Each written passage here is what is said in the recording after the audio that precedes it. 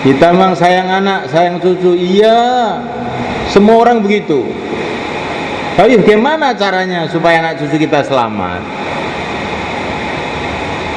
Anak cucu kita akan selamat kalau kita baik dengan Allah. Pertama kali itu caranya, sehingga Allah menyayangi kita. Anak cucu kita dapat barokahnya kayak Nabi Ibrahim alaihissalatu wassalam. Wa idibtala Ibrahim rabbuhu bikalimatin faqtammahun qala inni ja'iluka linnasi imama qala min dzurriyyati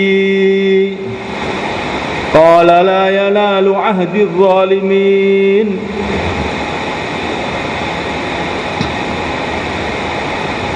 Nabi Musa diuji oleh Allah dengan macam-macam perintah. Semua perintah-perintah Allah dikerjakan dengan sempurna. Semua amalan agama dikerjakan dengan sempurna. Dakwah dengan sempurna, taklim dengan sempurna, ibadah dengan sempurna, akhlak sempurna. Setelah perintah-perintah Allah disempurnakan, Allah berfirman, Inni ja'iluka linnasi imama. Hai Ibrahim, kamu sekarang saya jadikan pimpinan bagi manusia. Kamu akan jadikan orang mulia. Kamu di dunia ini akan saya jadikan orang mulia, pimpinan bagi manusia.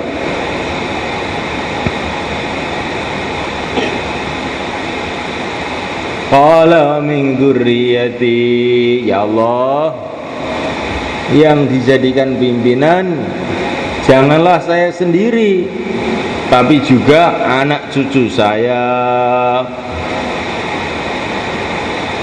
Qala la yanalu ahdi dzalimin, iya, anak cucu kamu pun saya berjanji, kata Allah, anak cucu kamu pun akan saya jadikan pimpinan-pimpinan, kecuali anak cucu kamu yang zalim. Maka keturunan Nabi Ibrahim itu asalkan tidak zalim saja, jadi pimpinan-pimpinan di mana-mana. Anaknya Ismail jadi nabi, Ishak jadi nabi, cucunya Yakub jadi nabi, anaknya Yakub Yusuf jadi nabi lagi, termasuk junjungan kita yang mulia baginda Muhammad alaihissalatu wassalam. Baginda Nabi punya cucu Hasan dan Husain, dan Hasan Husain ini menurunkan ulama-ulama. Tidak ada nabi lagi, pejuang-pejuang, termasuk Wali Songo, keturunannya Sayyidina Husain, cucu Nabi.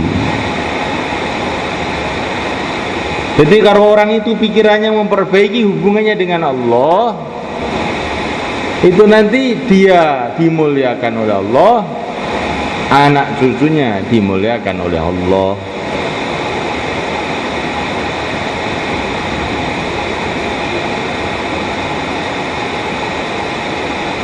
Jangan takut air. Karo banyu wedi, durung dibandemi watu.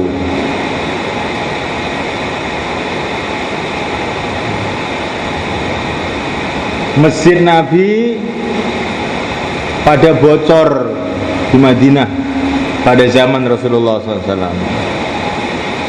Maka kalau ada masjid bocor itu duduk aja tenang.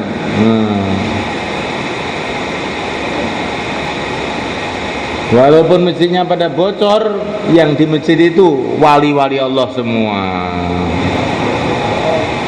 Sekarang masjidnya utuh, pakai semen, dicor, tapi tidak ada walinya, orangnya ngantuan semua. Karena apa?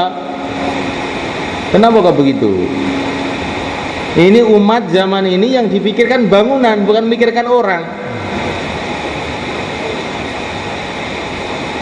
Kalau para nabi, para rasul, yang dipikirkan itu orangnya. Bagaimana orang ini dicintai oleh Allah. Ini yang dipikirkan para nabi itu.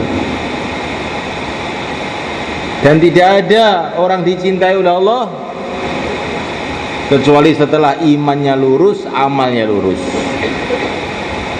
Nanti kalau sudah dicintai oleh Allah, akan dibantu oleh Allah, diberkahi oleh Allah dimanapun dia hidup, baik di dunia, di kubur, di padang mahsyar, selama-lamanya. Inilah jalan yang ditunjukkan para nabi, para rasul. Yang terakhir yang mulia baginda Muhammad alaihi salatu wassalam.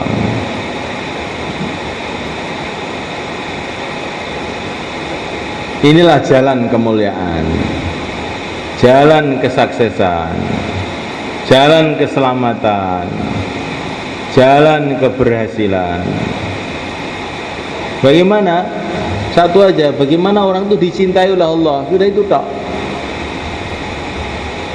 Caranya perbaikan iman, perbaikan amal.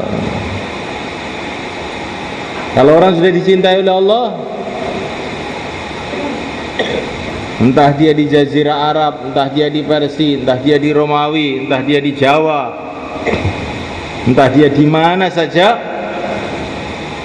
akan senantiasa berhasil, akan senantiasa sukses. Maka zaman dulu, zaman orang tabi'in itu anak-anaknya sahabat. Mereka punya pimpinan, punya khalifah, namanya Sayyidina Umar ibnu Abdul Aziz. Siapa? Sayyidina Umar ibnu Abdul Aziz, cucunya Sayyidina Umar bin Khattab. Yang sahabat itu punya cucu namanya Umar bin Abdul Aziz. Ketika beliau diangkat menjadi khalifah, karena sibuk dengan urusan umat, kalau siang itu sibuk ngurus umat, kalau malam habis sholat isya, acaranya apa? Dipanggil para ulama, satu persatu suruh cerita mengenai kehidupan akhirat. Nanti kalau sudah ulama-ulama cerita kehidupan akhirat, beliau akan menangis sampai subuh. Ngamalan Sayyidina Umar ini, Ibnu Abdul Aziz. Sehingga beliau mimpin umat selama 2,5 tahun, nggak sempat kumpul istrinya, tidak pernah mandi junub. Karena begitu, kalau habis isya, ulama-ulama suruh cerita bagaimana kehidupan di kubur, bagaimana di padang mahsyar, bagaimana keadaan surga dengan segala keindahannya, bagaimana keadaan neraka dengan segala siksanya. Setelah itu beliau menangis, masuk kamar nangis sampai subuh. Habis subuh mikir umat, ngurusi umat. Ini kalau malah nangis lagi, sudah begitu saja. Di kamarnya itu semula kan, di kamar Sayyidina Umar itu ada rantai. Tahu rantai? Rantai dari besi. Sudah habis ngisa, kaki beliau rantai sendiri, sambil beliau mengatakan, "Hai Umar," mengatakan pada dirinya sendiri, itu Pak, itu siapa itu? Umar. "Hei Umar," katanya Sayyidina Umar, "kalau kamu maksiat kepada Allah, nanti akan dirantai begini di neraka kamu. Terus beliau menangis sampai pagi, sampai subuh.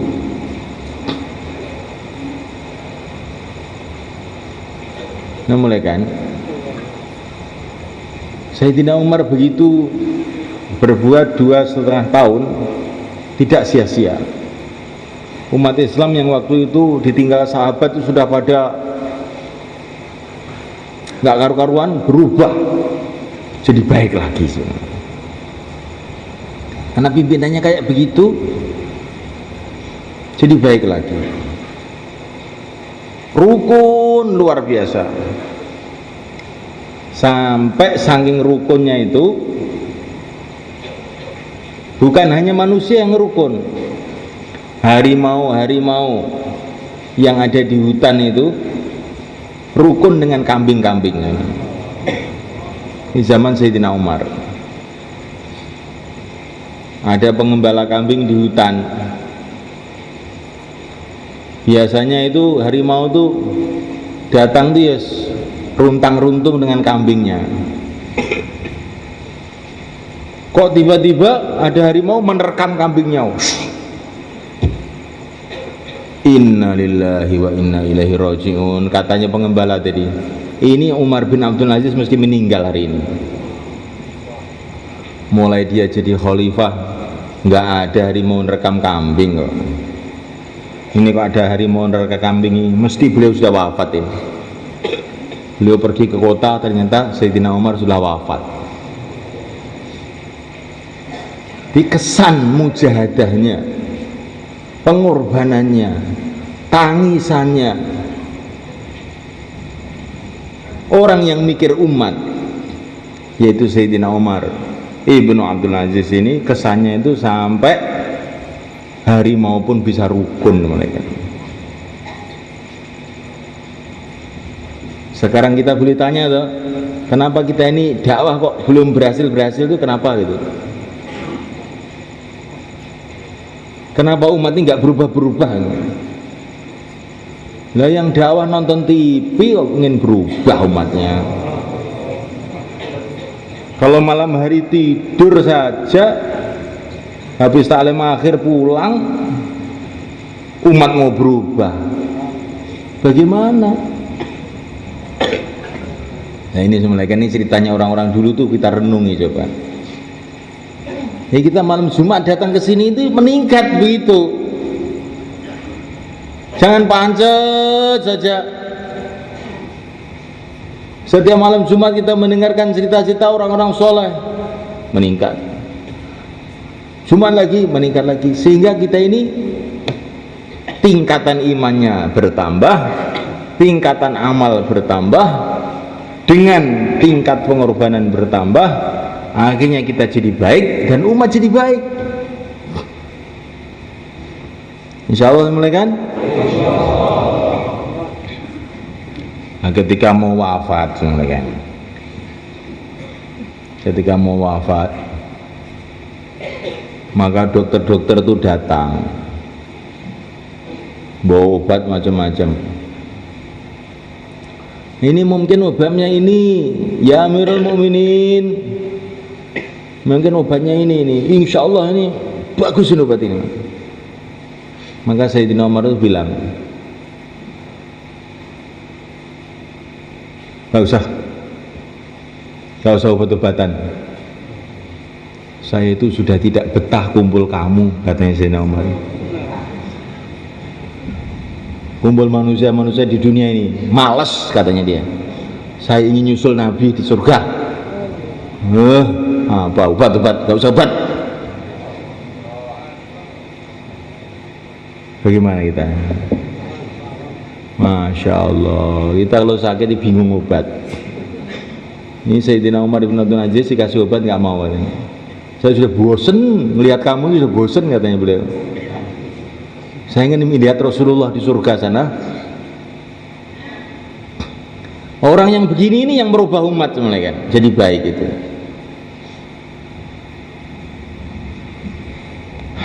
Semoga kita dapat tetesannya semuanya kan, insya Allah. Ketika mau wafat, itu teman-temannya Sayyidina Umar itu datang, ya Amirul Mukminin, ini anak-anak kamu kayak begini, miskin-miskin, bagaimana kalau saya kasih duit anak-anak kamu ini? Nggak perlu, katanya Sayyidina Umar, nggak perlu. Loh kan anak-anak kamu memerlukan. Kalau kamu nggak memerlukan, ya anak-anak kamu ini saya kasih duit kok nggak boleh, itu gimana? Nggak perlu.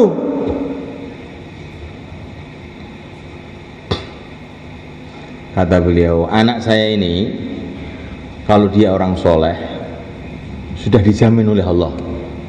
Wallahu yatawallahu sholihin. Nanti sudah dijamin oleh Allah, nggak perlu dikasih uang.